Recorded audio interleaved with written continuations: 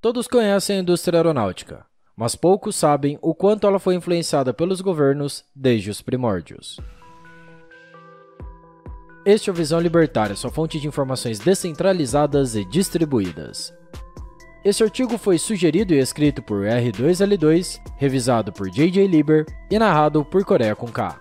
Grandes desenvolvimentos, novas tecnologias e projetos de ponta sempre exigem muito dinheiro, o que nem sempre grandes bancos privados estão a fim de emprestar. E para que novas ideias cresçam, às vezes o governo utiliza bancos públicos, inclusive o BNDES aqui no Brasil. A maioria dos empréstimos são concedidos a grandes obras, ainda que nem todas tenham altas chances de retorno. O problema óbvio disso é que gera distorções no mercado, além de coletivizar os prejuízos com todos os cidadãos do país. Algumas ideias rejeitadas por várias instituições são então acolhidas pelo governo, que aceita altos riscos, já que se trata de dinheiro dos outros, então não tem problema, não é mesmo? E desde que as pessoas puderam começar a voar, esse setor foi muito visado. Assim como a dita dinâmica do mercado, é tudo uma questão de oferta e demanda, sobre o quanto as pessoas querem e o quanto as outras têm a oferecer. De forma resumida, os excessos trarão prejuízos, alguns que podem ser absorvidos e outros que não podem. Na aviação, a história é um pouco diferente, por conta da vontade de alguns parecerem muito mais do que são. E para explicar um pouco disso, vamos voltar um pouco no tempo. Nesse artigo, não vamos adentrar se os Santos Dumont ou os irmãos Wright são os pais da aviação. É brincadeira, vamos sim. Inicialmente, vamos destacar aqui que sim, Santos Dumont foi o grande pioneiro da aviação, já que os irmãos Wright... Bom, catapulta não é avião. Santos Dumont, além de suas invenções brilhantes, deixou um legado bastante inspirador. Sempre deixou suas invenções sob domínio público. Enquanto que aqueles bicicleteiros americanos dos irmãos Wright insistiam em registrar patentes que só atrapalhavam a aviação. Mas isso já é assunto para um outro vídeo. Por isso, vamos andar um pouco mais no tempo, até um dos momentos históricos que é o verdadeiro marco da aviação, a Primeira Guerra Mundial. Nesse conflito, pequenos aviões, construídos com matérias-primas simples, evoluíram para máquinas de combate. Foi nesse momento que se começou a utilizar aviões para observar formações inimigas de uma forma rápida e com visão privilegiada. Logo, apareceram pessoas carregando granadas que eram lançadas como bombas em cima de grandes concentrações de inimigos. Um pouco depois, surgiu a necessidade de derrubar esses aviões de reconhecimento e a melhor forma de fazer isso era com outros aviões. Uma metralhadora aqui, o motor mais potente ali, e os aviões começaram a abater os demais. E as presas viraram caça de uma forma muito rápida. A tecnologia estava evoluindo rapidamente naquela época. Cerca de 2 décadas depois, após o mundo ter passado por uma grande crise, mais uma vez, os países se viam dentro de outra guerra. A Segunda Guerra Mundial, assim como a Primeira, trouxe incontestáveis evoluções tecnológicas ao custo de muitas vidas. Tudo isso para satisfazer os desejos dos governantes que clamavam por serem os detentores das mais altas tecnologias. E para isso, os cientistas tinham livre acesso a investimentos públicos. E foi assim que, ao final da guerra, já eram utilizadas tecnologias como cabine pressurizada e o famoso motor a jato. Quando vemos um avião hoje, tecnologias como essa parecem super comuns, mas há um século atrás eram quase inimagináveis. Mas, como já falado, tudo isso foi a custo de muito investimento de recursos públicos, mesmo de pessoas que sequer chegavam perto de um avião na vida. No campo militar, vemos grandes obras que logo nos chamam a atenção.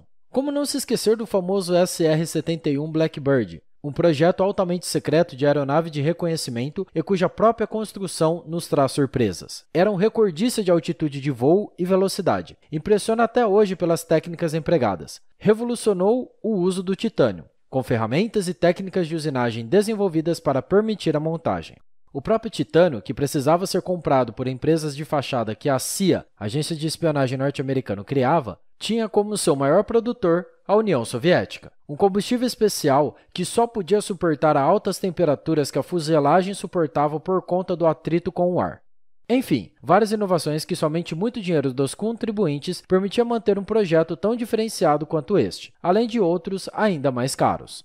Nessa mesma época de Guerra Fria, os Estados Unidos precisavam de meios não só para ver o que acontecia na União Soviética, mas para atacar se necessário.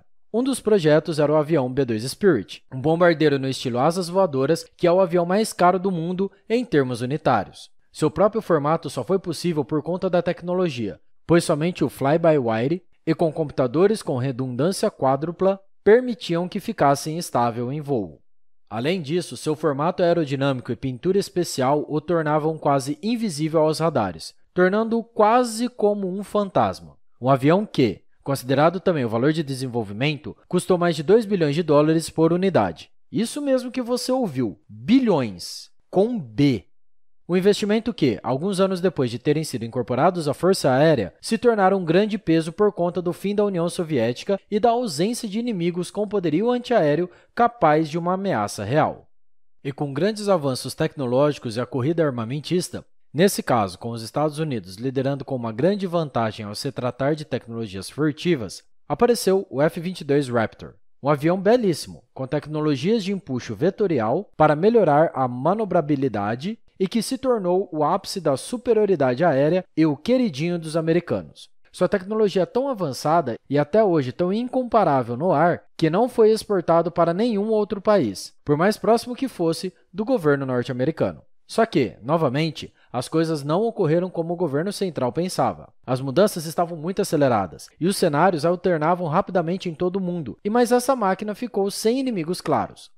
Os russos, maiores adversários dos Estados Unidos, estavam passando por uma crise e o desenvolvimento de novas aeronaves, ainda mais as da chamada quinta geração, ficou bem atrasado. Os altos custos de manutenção, especialmente por conta da pintura especial que ajuda a deixar o avião mais furtivo aos radares, a impossibilidade de exportação, que também aumentou os custos unitários, além da falta de ameaças à altura, encerraram o programa. Do número planejado de 750, somente 195 aeronaves, das quais 8 são protótipos, saíram das fábricas, o que abriu espaço para o F-35. E o F-35 Lightning II não é uma exceção ao falarmos de altos custos. Pelo contrário, ele também tem custos assustadores, incontestáveis vezes maiores do que o planejado inicialmente. E olha que sabemos que o planejamento central já é algo bem ruim. A diferença é que este avião não foi planejado, construído e tampouco comprado por somente um ou dois governos. Foram cerca de 10 países que participaram do desenvolvimento e construção em diferentes níveis dessa aeronave. Um rombo internacional ao bolso das pessoas por todo o planeta de mais de 1,5 trilhão de dólares. Essa cifra é simplesmente imensurável para um cidadão comum. Para nós, cidadãos comuns de terras tupiniquins, basta pensarmos que somente 1 hora desse avião voando, considerando combustível, manutenção e afins, custa mais de R$200 mil. Os valores são simplesmente absurdos quando consideramos as ditas crises pelos quais os governos dizem que passam, enquanto somente sugam mais e mais dos trabalhadores em impostos. Pode parecer um pouco de demagogia focar tanto em programas norte-americanos, mas quando observamos os números, são valores assustadores que somente eles conseguem segurar e por muito tempo. Além disso, possuem uma cultura muito diferente, já que as indústrias aeronáuticas recebem muito dinheiro todos os anos para manter a suposta superioridade tecnológica, ainda que sustentem grandes ineficiências e burocracias. O governo gasta trilhões de dólares em supostos administradores que não conseguem trazer um padrão elevado dos produtos sem trazer junto um grande desperdício. Mas também não faltam exemplos de projetos de tantas outras repúblicas, ditaduras ou demais formas de poder central que sugam um dinheiro inimaginável das pessoas que lutam pelo pão de cada dia.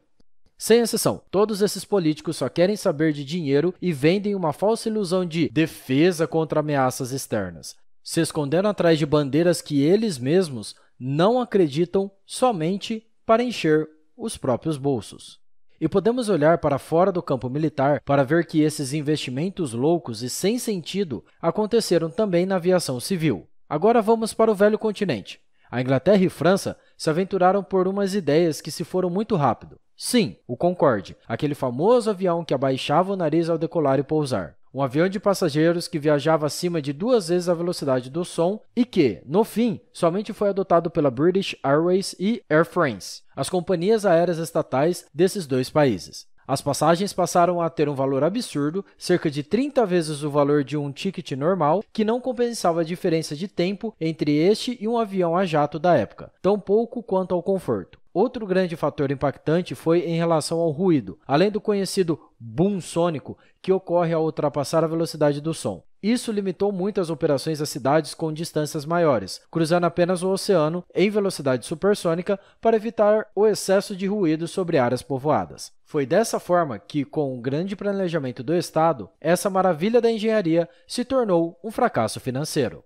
Só que nem tudo que reluz é ouro e nem todo avião supersônico que abaixa o nariz ao pousar é um Concorde. Os grandes espiões soviéticos conseguiram contrabandear a tecnologia do Concorde e lançaram o Concordski. Acreditem, antes mesmo do lançamento do Concorde. O Tu-144 foi uma clara cópia do já referido avião, fruto da vontade de estar sempre na frente da corrida. Não importava como, nem se fazia sentido.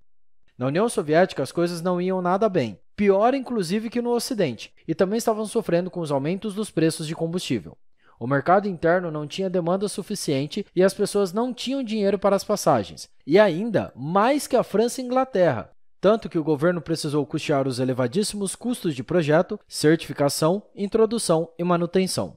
Contamos isso com mais detalhes no vídeo. Por que não vemos mais aviões comerciais supersônicos? Confira o link aqui na descrição. Tudo isso mostra que o projeto desses dois aviões não era uma demanda real da sociedade e nenhuma organização 100% privada entraria nesses projetos naquela época. Hoje, novamente, se discute a adoção de aviões supersônicos para transporte de passageiros, mas o mercado ainda tem muitas restrições. Para que isso se torne possível, precisarão ser superadas barreiras tecnológicas importantes, como a questão do ruído e da autonomia, mas principalmente de mercado, pois precisam tornar o preço de operação viável.